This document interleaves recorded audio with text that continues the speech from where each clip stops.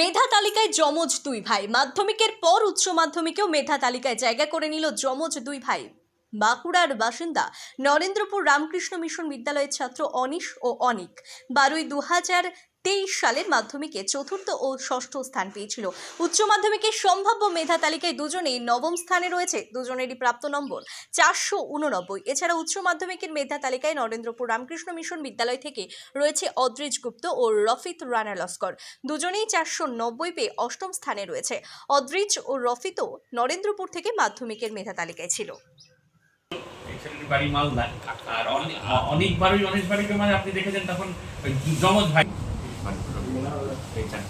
আর বাকিগুলো দেখি হয় মানে ওটা তো আসেনি, ওটা বলছে দুটোর পর জানা যাবে, দুটোর পর পোর্টালে বলছে জানা যাবে।